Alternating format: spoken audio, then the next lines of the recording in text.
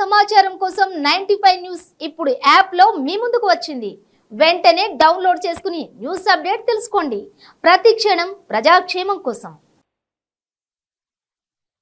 Welcome to 95 news. ప్రతి క్షణం ప్రజాక్షేమం కోసం నేను మీ మాధురి. ఈ రోజైతే మనం గాంధీ భవన్ లో ఉన్నాము.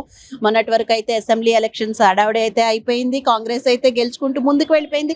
సో అదంతా మనకు తెలిసిన విషయమే. మళ్ళీ ఈసారి లోక్సభ ఎలక్షన్స్ అయితే హడావుడి మొదలైపోయింది.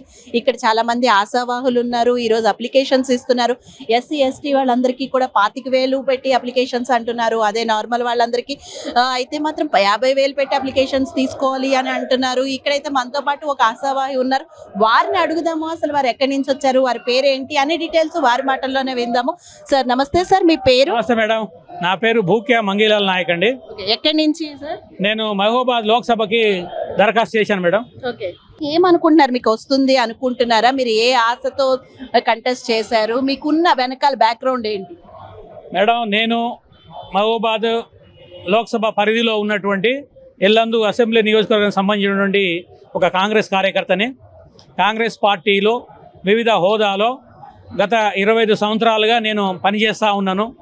పార్టీ నిబంధనలకు, పార్టీ బైలాస్ ఏవైతున్నాయో, పార్టీ ఇచ్చినటువంటి ప్రతి కార్యక్రమాన్ని 25 సంవత్సరాల్లో ఏదైతే ఇచ్చినటువంటి ప్రతి పిలుపు మేరకు గ్రామ స్థాయి నుంచి రాష్ట్ర స్థాయి, ఈవెన్ దేశ స్థాయిలోగా ఏదైనా పార్టీ పిలుపు ఇస్తే 100% పార్టీ ఇచ్చినటువంటి ఏవైతే కార్యక్రమాలు అవన్నీ కూడా నిర్వర్తించాను.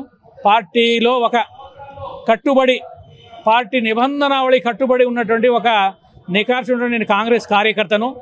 ఈరోజు మహబూబాబాద్ ఆ పార్లమెంటు ట్రైబల్స్కి రిజర్వ్డ్ అయినటువంటి పార్లమెంట్ అది.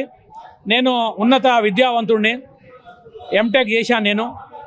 అదేవిధంగా లా కూడా చేశాను. ఈ గిరిజన కమ్యూనిటీలో అత్యంత అంటే ఒక క్వాలిఫైడ్, ఒక చదువుకున్నటువంటి వ్యక్తిని నేను.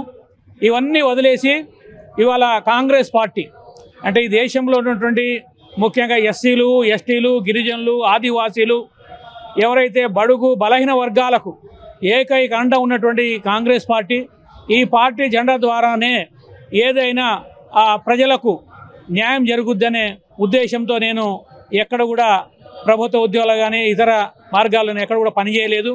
కేవలం కాంగ్రెస్ పార్టీలోనే ఒక సామాన్య కార్యకర్త నుండి అంచెలంచెలుగా నేను రాష్ట్ర జనరల్ సెక్రటరీ వరకు ఎదిగాను. ఎస్టీ సెల్లో కూడా నేను వైస్ చైర్మన్ చేశాను.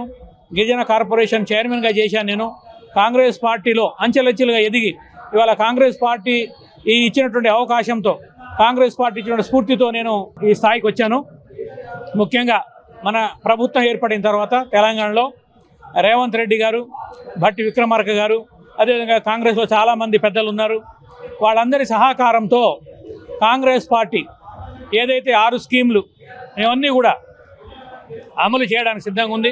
అందులో కొన్ని స్కీమ్స్ కూడా మనం అమలు చేశాం. కాబట్టి కాంగ్రెస్ పార్టీ మహబూబాబాద్ నుంచి నాకు లోక్సభ సీటు ఇస్తుందనేది ఒక ఆశాభావం వ్యక్తం చేస్తున్నాను. Thank you madam.